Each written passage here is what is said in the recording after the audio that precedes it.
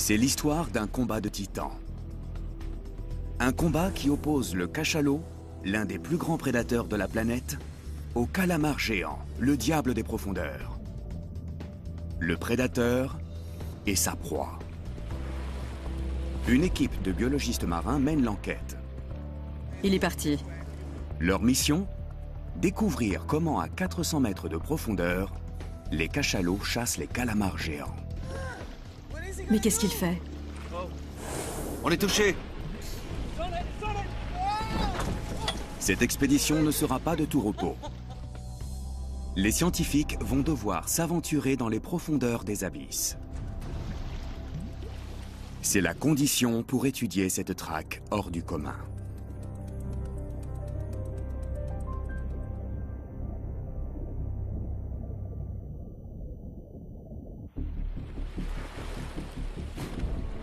Dans le golfe de Californie, un groupe de chercheurs va tenter de fixer une caméra sur un animal mythique.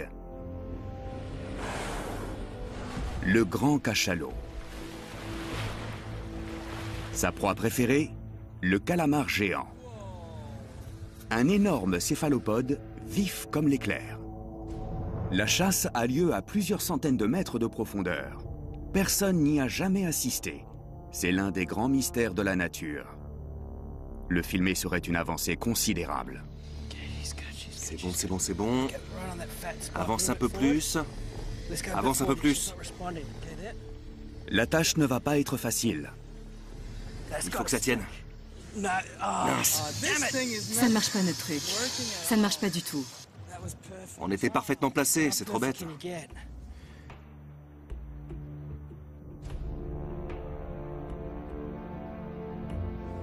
Diane Gendron étudie ces animaux depuis 1997. Elle en a identifié plus de 800. Il y a un tout petit et un adulte. Rendall Davis est expert en caméras et en capteurs marins. Il les arrime sur les cétacés pour découvrir leurs secrets. C'est comme lorsqu'on selle un cheval pour la première fois. C'est nouveau et ça l'effraie. Ryan Johnson est biologiste marin. C'est lui qui va attacher la caméra sur la perche. C'est sa première rencontre avec ce cétacé légendaire.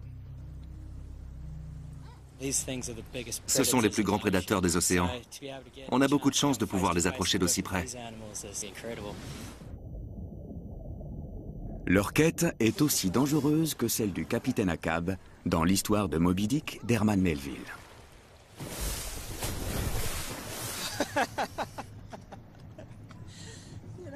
Ces cachalots sont vraiment énormes. On se croit très fort, mais on n'a même pas réussi à en marquer un petit.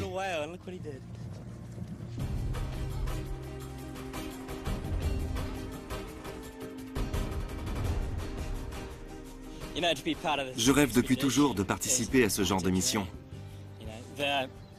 J'ai grandi avec ces histoires incroyables de chasse entre cachalots et calamars géants.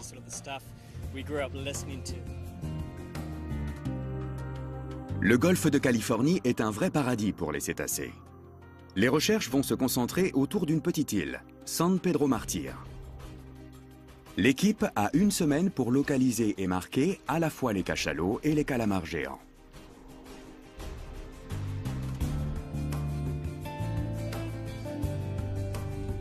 Cette expédition est le point déterminant d'un programme de recherche mené par Diane et Rendall.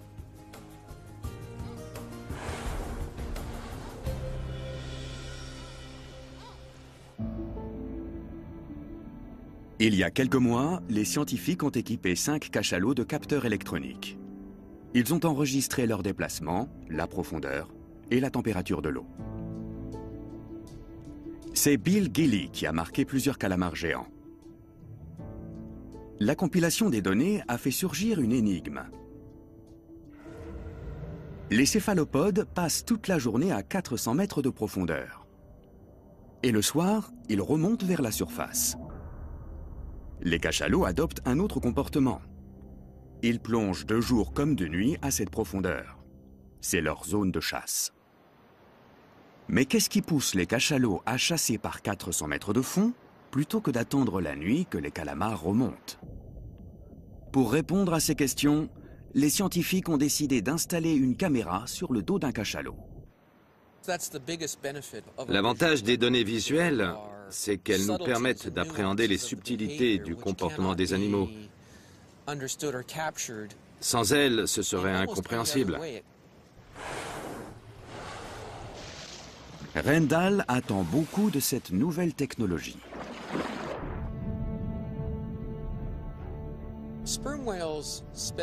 Les cachalots passent la plupart de leur temps dans une zone comprise entre 200 et 1000 mètres de profondeur.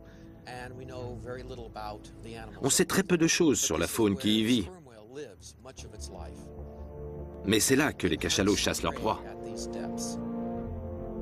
Cet animal de 20 mètres de long est parfaitement adapté aux fonds abyssaux. Son énorme tête abrite un système sonar ultra puissant. C'est une masse de tissu adipeux, appelée organe du spermacétie. Elle lui permet de produire des impulsions sonores, appelées cliquetis ou clics. Chaque impulsion est amplifiée par une série de lentilles acoustiques. Celles-ci concentrent le signal en un faisceau directionnel. Aucun animal au monde n'émet de son d'une telle intensité. Les clics peuvent avoisiner les 230 décibels. Les cachalots communiquent entre eux à des kilomètres de distance. Ils peuvent également localiser des objets, en écoutant leur écho. Ainsi, même dans les fonds privés de lumière, le cachalot perçoit son environnement grâce au son et peut traquer ses proies. Le calamar est lui-même un prédateur hors pair. Il pèse en moyenne 50 kg pour 2 mètres de long.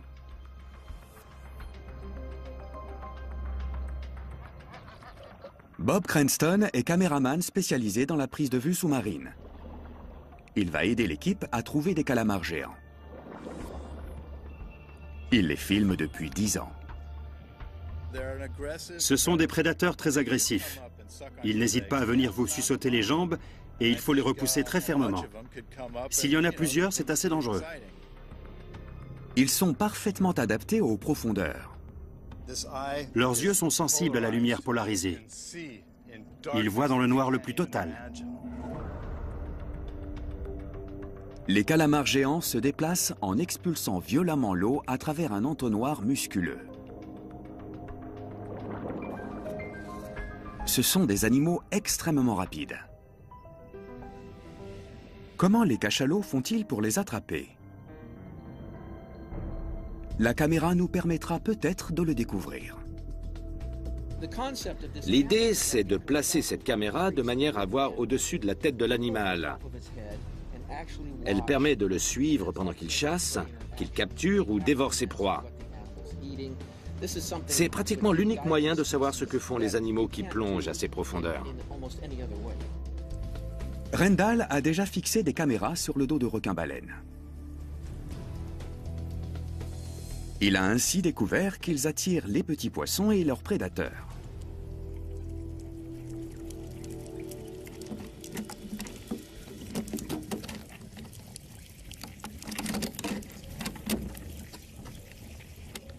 La caméra est un concentré de technologie. Elle est équipée d'une diode électroluminescente et d'un hydrophone. Comment on fait pour l'arrimer sur le cachalot? Les calamars géants utilisent des ventouses pour saisir leurs proies et les attraper. On utilise nous aussi des sortes de ventouses pour attacher notre matériel. C'est un peu l'arroseur arrosé. On va la coller sur notre proie. Oui. Cette approche n'a que des avantages. On obtient les données voulues sans blesser l'animal. Pour approcher les cétacés, il faut s'avancer en canot à moteur. En général, ils se déplacent en groupe. Il suffit d'en apercevoir un pour localiser tout un clan. 5 degrés à tribord, à 300 mètres. La ventouse et la caméra sont reliées par un câble. Elles sont fixées au bout d'une perche en fibre de carbone de 8 mètres de long. Ryan et Rendall vont guider la perche. Diane manœuvre le canot et Willem surveille la force d'aspiration de la ventouse. Il y en a 3 qui viennent de plonger. En voilà un, regardez ça. Lequel est le plus proche? L'équipe est tendue. Comment les cachalots vont-ils réagir? Sur le navire qui sert de base, le capitaine guette les cétacés. On a vu un cachalot émerger tout près, à tribord. En général, les cachalots restent 8 minutes en surface entre deux plongées. On va s'approcher doucement pour qu'ils s'habituent à nous, les suivre et puis tenter notre chance.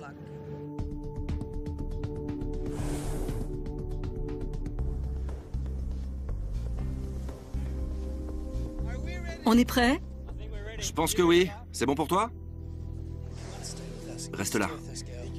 Attention à ne pas le toucher. Ne bouge pas. Il est parti. On n'a plus qu'à recommencer. Ce cachalot s'est vite échappé. Un autre sera-t-il moins timide? Un deuxième candidat émerge à 100 mètres de là.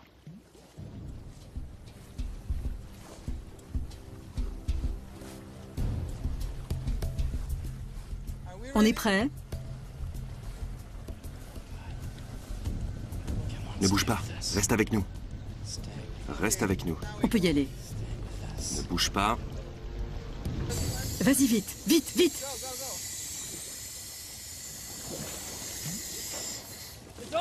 Ça y est! Ça va? Ouais. La deuxième, c'était la bonne. On a eu du bol! Une sacrée veine, oui. Le voilà! Il aime pas ça. Je n'ai pas vu la caméra. Elle est puissante, cette ventouse. C'était énorme. Je crois que c'est bon, là. Oui, c'est bien accroché. C'était vraiment magique. On s'était fixé une mission et en 20 minutes, on l'a menée à bien. L'inconvénient, c'est que ça ne plaît pas aux cachalots. C'est juste une ventouse, mais ça le gêne.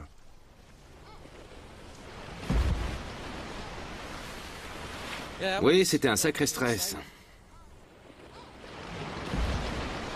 Quelques minutes plus tard, l'enthousiasme de l'équipe retombe. Le cachalot s'est débarrassé de la caméra. Là-bas, elle est revenue à la surface. Il va falloir vérifier son état et comprendre les raisons pour lesquelles elle s'est décrochée.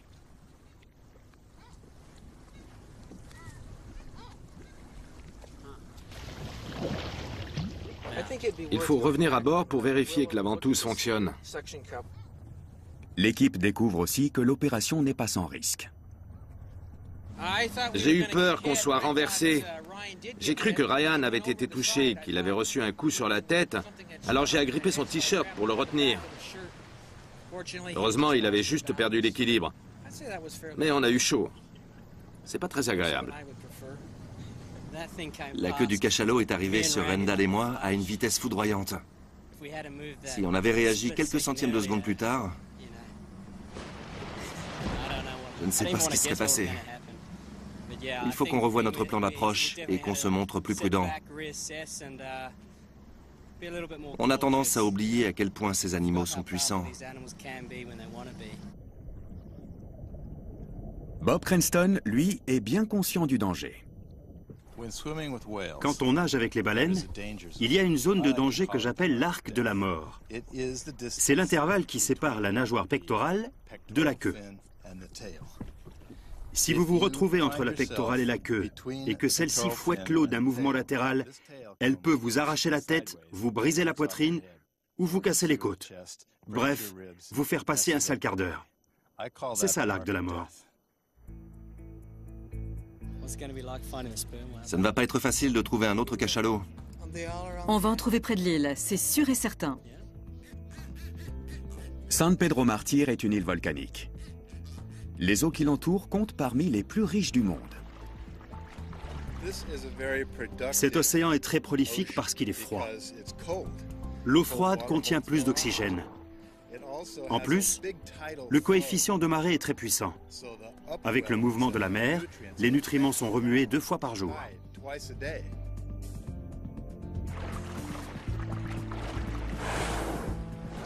C'est un endroit unique.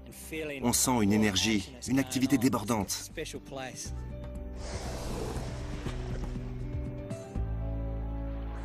Le golfe de Californie abrite au moins 20 espèces de baleines et de dauphins.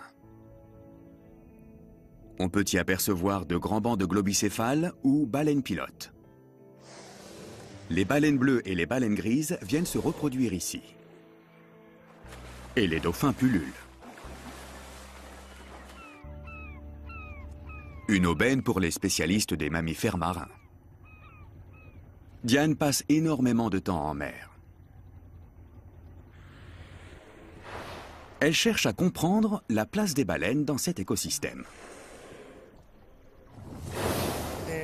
Ce sont des animaux gigantesques, mais on peut les approcher de très près. Ils tolèrent votre présence. Il est là, juste là. Vous le voyez?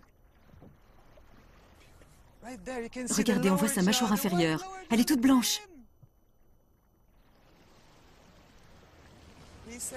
Il nous a aperçus à la dernière minute. Il a tourné et il a plongé, comme un gentil géant.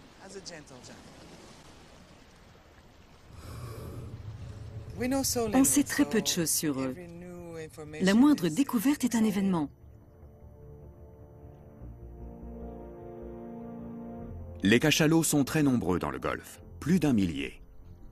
Mais pourquoi?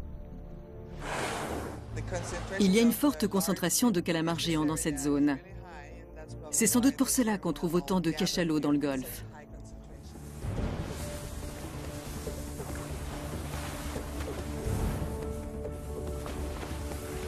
Les grands dauphins accompagnent souvent les cachalots. Les scientifiques sont en bonne compagnie.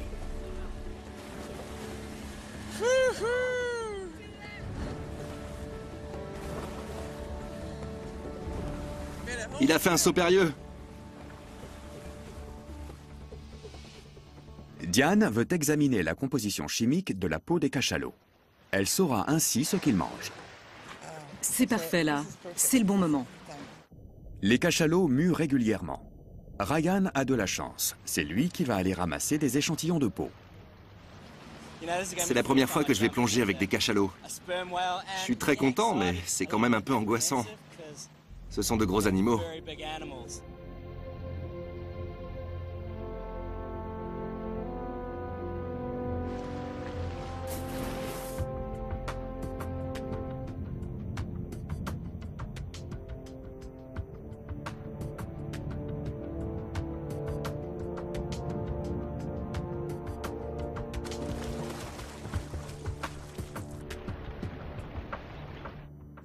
Il a un bout de peau.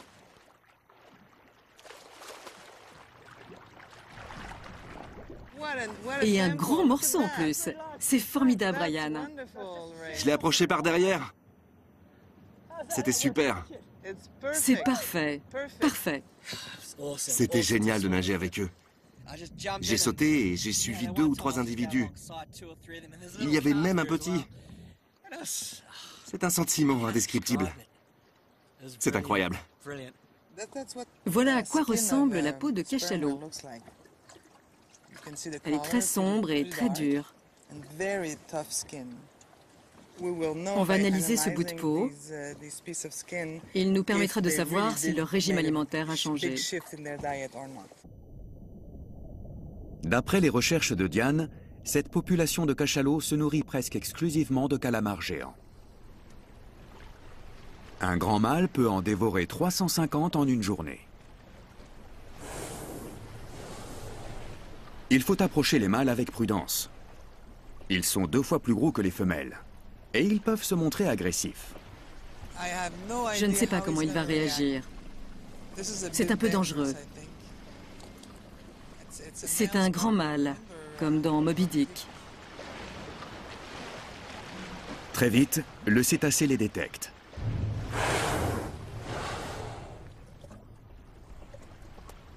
Et à la différence des candidats précédents, il n'a pas peur. Au contraire, il les toise.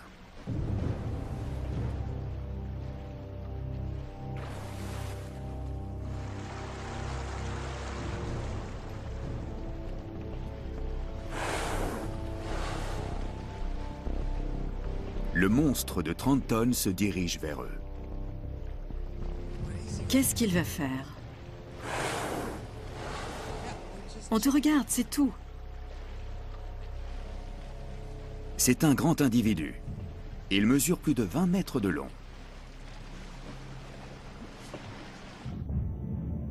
Les scientifiques peuvent admirer son énorme tête carrée.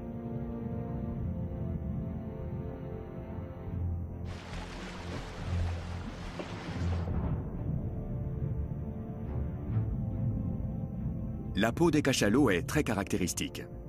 Elle est ridée. Il s'éloigne. Il était simplement curieux. Il est parti.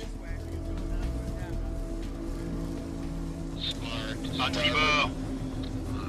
Il vient vers nous. Deuxième jour de la mission. L'équipe se trouve au milieu d'un cercle très animé. Ils sont énormes. Il y en a 3, là, là et derrière. Il y a des mâles partout. 1, 2, 3. T'as vu sa gueule grande ouverte? Ils se disputent un territoire. Mieux vaut ne pas tenter de les marquer. La réaction d'un grand mâle pourrait être plus violente, puisqu'ils sont 2 fois plus grands. Et je ne pense pas qu'on ait envie de voir ce que ça donne. Tu sais pourquoi Diane ne veut pas arrimer de caméra sur un mâle? Elle a peur qu'il revienne nous agresser. C'est vrai? Mais oui, bien sûr. Oui, ils sont dangereux. Si on tente le coup sur un mâle, il y aura seulement une plus grosse queue qui tentera de nous faire chavirer. Mais qu'elle soit grande ou petite, de toute façon, si elle nous frappe, on boira la tasse. Au fond, ça ne fait pas de grande différence. Je suis catégorique, pas de mâle. On ne sait pas comment ils peuvent réagir. Ils continuent donc de chercher des individus de taille plus modeste. Mais même un petit cachalot sera toujours aussi grand que leur canot.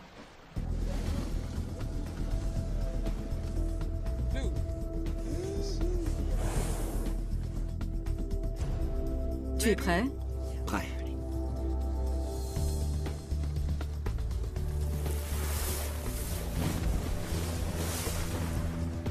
Il faut tenter notre chance. On a loupé notre coup. On y retourne. On va chercher un autre groupe. Au moins, ils ne reviennent pas nous attaquer. La ventouse est moins agressive qu'un harpon, mais elle est beaucoup plus difficile à fixer au dos de l'animal. Il va plonger.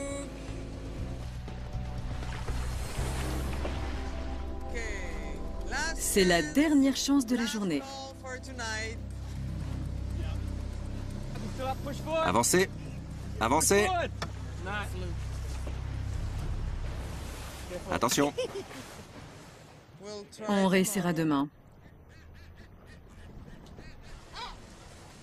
Le lendemain matin, la mer est calme. Une femelle se repose à la surface. Et elle n'est pas seule. Il y a un petit. Super. La mère se prépare à plonger.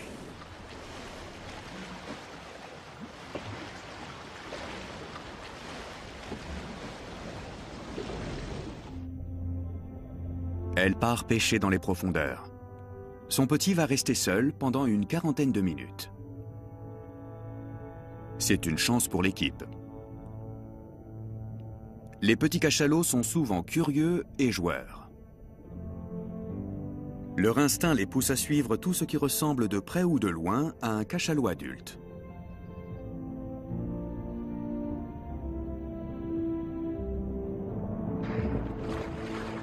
Ce petit pèse déjà 1 tonne et mesure 4 mètres de long. Il passe ses journées à respirer, téter et suivre sa mère.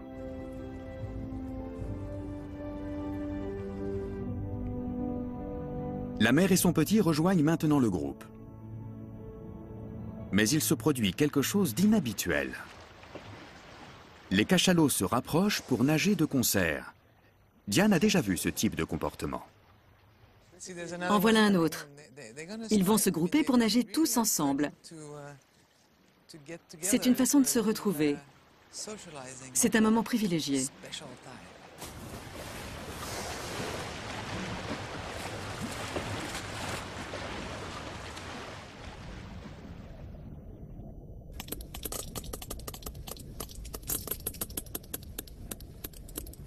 Les cachalots semblent apprécier ce contact étroit.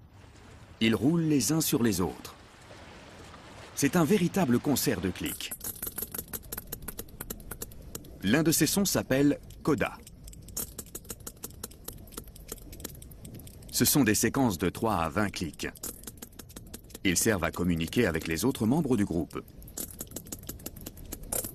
Un cachalot entend un son et le répète aussitôt.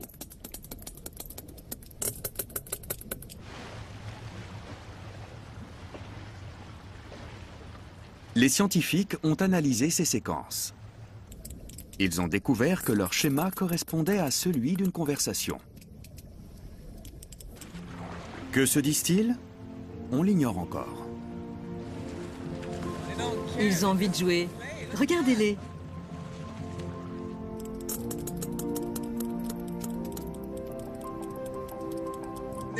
Ils passent un moment convivial. Ils batifolent, ils se frottent les uns sur les autres. On voit des têtes et des queues émerger. C'est dans ces moments-là qu'ils émettent des codas. Et là, on a vraiment envie d'aller sous l'eau, voir ce qui se passe. Mais pourquoi ils font ça? C'est le petit, je crois qu'il avait envie de jouer. Regardez, ils sont tous alignés, avec des dauphins qui passent. J'adore ces moments-là. C'est merveilleux de les observer, d'être près d'eux en mer.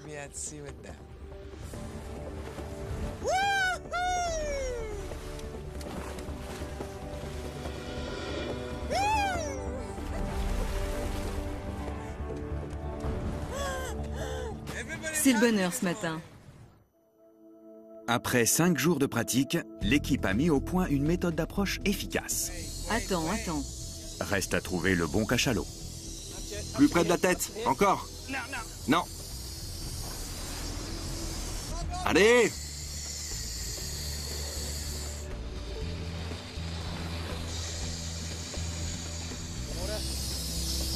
Ça n'aspire pas.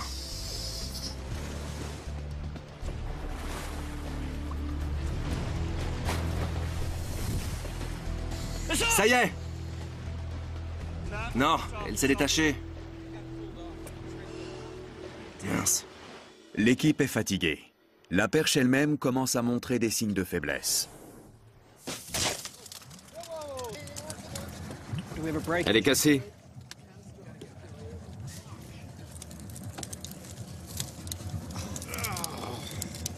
Attends. Vas-y doucement. Il faut rentrer. Ces cachalots ont cassé ma perche en fibre de carbone. C'est assez impressionnant parce que c'est vraiment difficile à casser. Maintenant, la perche ne fait plus 8 mètres, mais 6. Ça veut dire que Ryan sera encore plus près de l'arc de la mort. Et il ne sait même pas ce que c'est.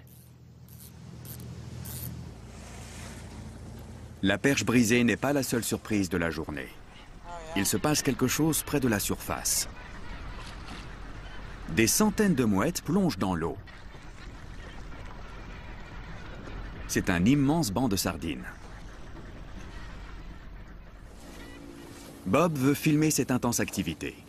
C'est une aubaine. Il y a des chances qu'ils disparaissent à notre arrivée. Mais si on arrive à temps, je pourrais peut-être faire quelques plans.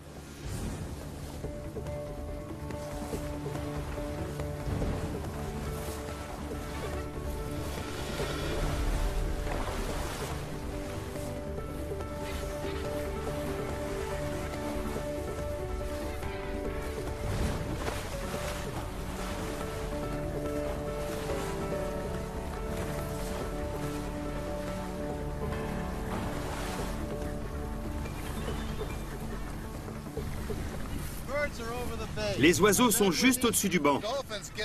Quand les dauphins vont arriver, ils vont faire remonter les sardines et les mouettes auront leur chance. Nous aussi, peut-être, si on est assez rapide. Ils vont passer près de nous à 100 à l'heure.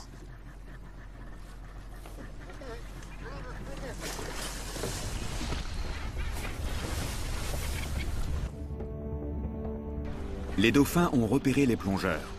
Ils bifurquent pour les éviter. Par ici. C'est raté encore une fois. L'un d'eux nous a regardés. Et à part ça, on n'a pratiquement rien vu. On a entendu leur sonar et toutes sortes de clics et de sons. Et puis, plus rien.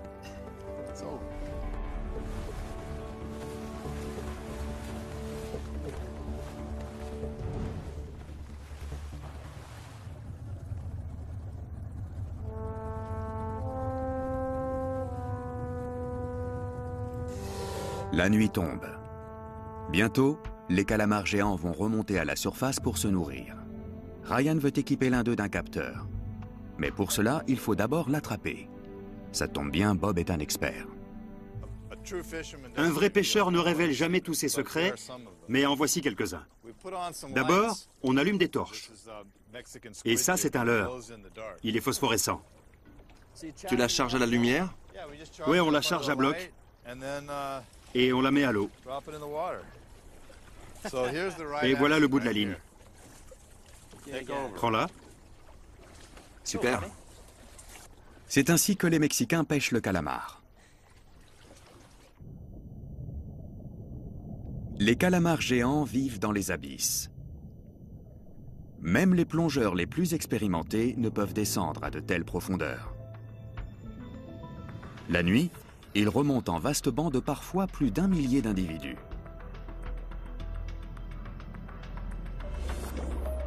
La croissance de cet animal vorace est extrêmement rapide.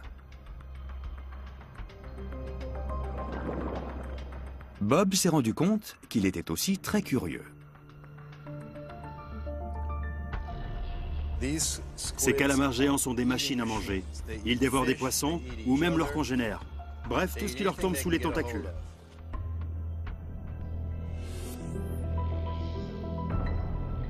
Leurs puissants tentacules sont équipés de ventouses. Elles servent à attraper les proies et à les goûter. Les poissons sont souvent gluants. Pour les attraper, il faut une arme fatale. Et ces ventouses sont pourvues de petites dents à l'intérieur. Et au milieu des tentacules, une bouche coupante qui déchire les proies. Le calamar géant a une si terrible réputation qu'on l'a surnommé le Diable Rouge. Ryan en a attrapé un. C'est un monstre. Je dirais qu'il mesure bien 1,70 m. Le voilà. Regardez-moi ça! C'est dingue! Waouh! La vache! Un petit coup de main peut-être? La vache! Allez, je vais t'aider à le tenir. Pose vite ton capteur qu'on le remette à l'eau. Je vais l'accrocher là. Je fais un tour. On va savoir à quelle profondeur il va, s'il suit les mêmes schémas que le grand cachalot. Ce truc enregistre la profondeur? Profondeur, température de l'eau et position. Je tiens ça. Il est assez fragile. On va pouvoir le remettre. Je le libère. Voilà, super. On le remet à l'eau? On y va? On le soulève? Attention, t'es en train de lui déchirer la peau, là. C'est un animal très fragile. On y va.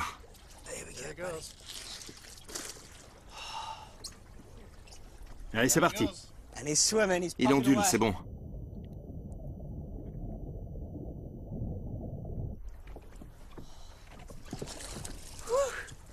C'est fou cet animal, hein? C'est beau, hein? Quelle bête! Le calamar géant retourne tout droit vers les eaux froides des profondeurs. Il est adapté aux très hautes pressions. En surface, il est bien moins à l'aise. Ce premier succès encourage l'équipe. Elle est déterminée à marquer un cachalot. Même avec une perche raccourcie. Le canot est entouré de mâles. Chacun d'eux tente d'approcher un groupe de femelles. Dans ce genre de situation, il arrive qu'ils se battent.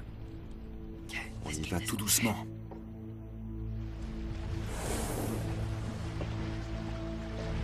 L'un des grands mâles se détourne des autres. Le canot semble l'intéresser. Tu t'approches de nous? Je ne suis pas rassurée.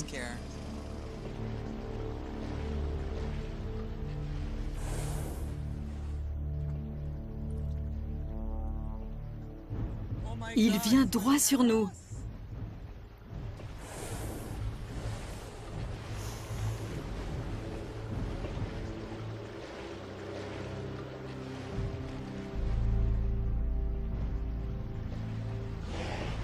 Il va passer à côté.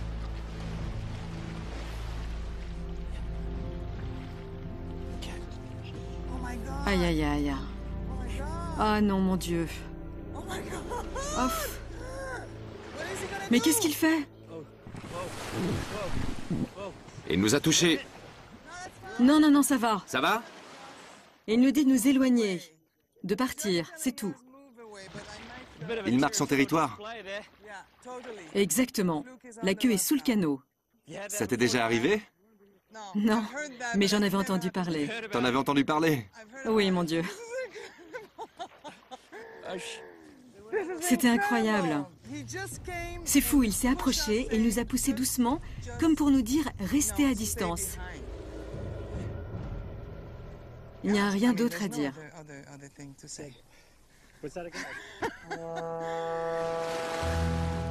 Ils l'ont échappé belle. Le grand mâle disparaît aussi vite qu'il est venu. Les scientifiques décident de chercher un autre groupe. Ils repèrent une femelle seule. Elle se repose en surface. C'est leur dernière chance. On ne va pas te faire de mal. On va juste te mettre une petite ventouse sur la tête.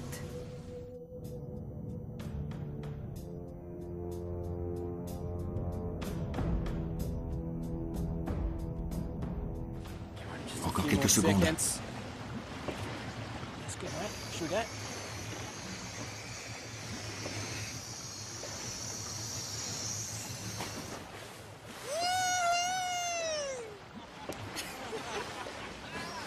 Elle n'est pas contente. Ça a super bien marché. On a trouvé le bon cachalot au bon moment. C'était très facile. Ce cachalot ne s'y attendait pas. C'est le premier de la journée. Avec un gentil géant, c'est facile. Mais quand on essaie plusieurs fois et que ça ne marche pas, c'est rageant.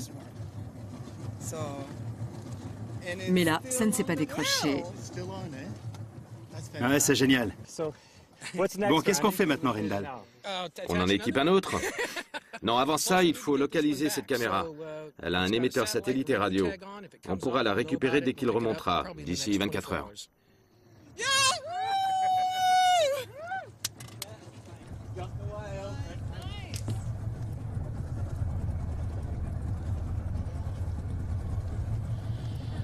Le cachalot doit être dans les profondeurs. Rendal guette le signal radio. On attend que le cachalot marqué remonte à la surface. Il n'y a pas encore de signal à la surface. C'est une bonne nouvelle.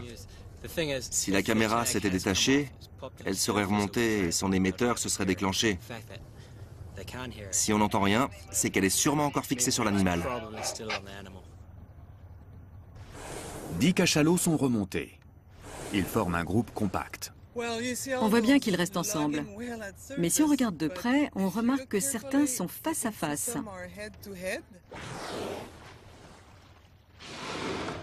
Est-ce une réponse à l'appel de la femelle marquée? Quelque chose les a poussés à se réunir rapidement. Ça, c'est ce qu'on appelle une unité sociale. Ce sont des femelles qui forment un groupe avec leurs petits. Elles vivent ensemble pendant de nombreuses années.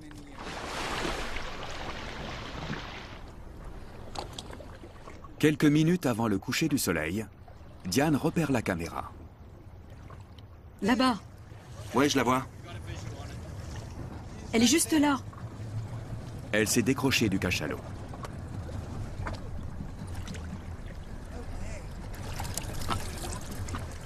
Elle est restée en place pendant 1 heure. Pour un premier essai, je suis plutôt satisfait. Quand ça marche, on est à la fois heureux et surpris.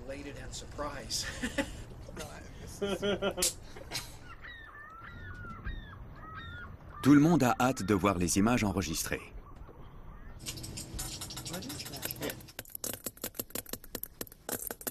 Les données indiquent que la femelle a plongé à 300 mètres. Elle s'est déplacée à une vitesse de 3 km/h. La diode illumine le plancton qu'elle a croisé en chemin. L'écran est quasiment noir. Mais l'hydrophone a enregistré une foule de sons. Une chose est sûre, ces sons sont des codas. Ce ne sont pas de simples clics. Les codas permettent aux cachalots de communiquer entre eux.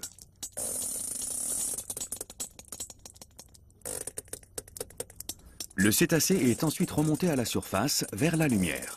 Et surprise, il n'est pas seul. Qu'est-ce que c'est? Il y a plus d'un cachalot. Regardez, il y en a un là. Ils nagent tous ensemble.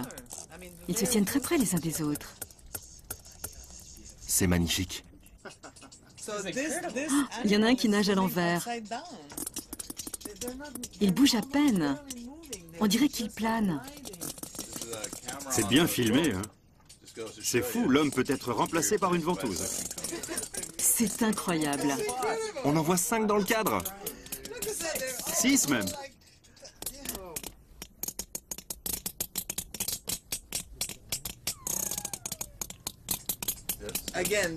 Et encore des codas. Ils se sont rapprochés parce que cette femelle a un problème. Ils sont venus pour l'aider. L'autre cachalot se tient vraiment tout près d'elle. Il essaie peut-être de la débarrasser de la ventouse.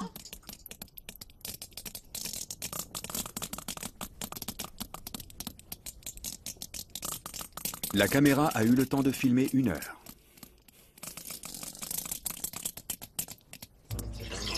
Cette étude est une nouvelle fenêtre ouverte sur le monde des cachalots. À l'avenir, ce dispositif permettra de les accompagner dans les profondeurs. Je pense que le groupe escorte le cachalot que nous avons marqué. La femelle a dû être surprise. Elle a envoyé des codas aux autres pour leur dire qu'elle avait quelque chose sur le dos. Les images montrent un groupe uni. Les cachalots se portent mutuellement secours et communiquent en permanence. Elles montrent aussi que les cachalots chassent dans l'obscurité totale. Ils se servent de leur puissant système d'écolocalisation. Mais pourquoi chassent-ils de nuit dans les profondeurs alors que les calamars géants sont en surface? L'équipe a maintenant une petite idée sur la question. Elle a reconstitué la traque à partir de toutes les données collectées sur les cachalots et les calamars géants. Voici ce qui se passe. 18 heures. Les cachalots sont en surface. Ils se reposent et accumulent de l'oxygène dans leurs muscles. Bientôt, ils seront prêts à plonger. À 400 mètres de profondeur, une colonne de calamars géants est en train de remonter à la surface. C'est là que se trouvent leurs proies, les poissons. Chaque nuit, les poissons des profondeurs remontent pour se nourrir de plancton.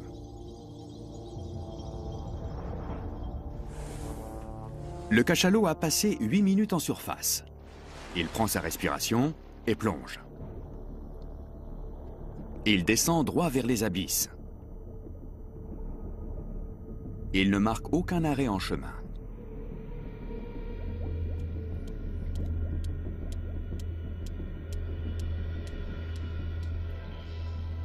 Près de la surface, les calamars géants chassent les poissons. C'est une activité épuisante car ils supportent mal cette eau trop chaude pour eux.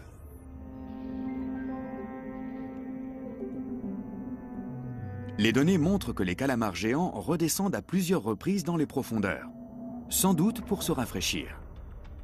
Ils reprennent des forces avant une nouvelle incursion à la surface. C'est là que les cachalots les attendent. Les capteurs montrent qu'ils patrouillent dans cette zone à 400 mètres de profondeur. Ici, le taux d'oxygène est extrêmement bas. Il n'est que de 10% par rapport à la surface. Et c'est un problème pour les calamars géants.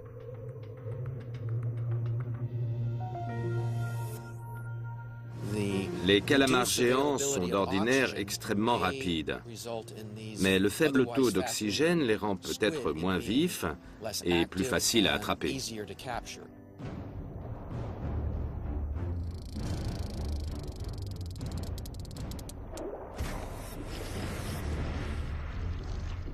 Les cachalots s'attaquent donc à eux quand ils sont les plus vulnérables.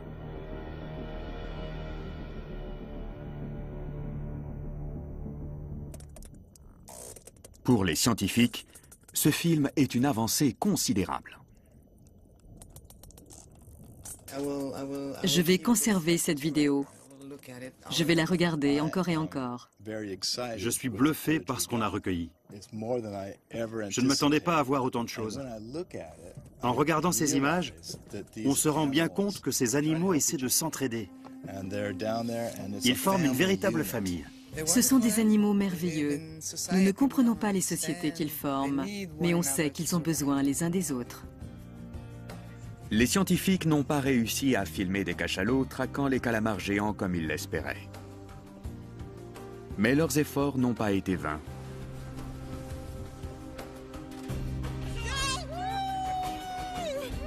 Leurs images sous-marines témoignent de l'incroyable solidarité de ces grands mammifères. De temps en temps, on a la chance de découvrir quelque chose d'inédit, quelque chose que personne n'avait jamais vu.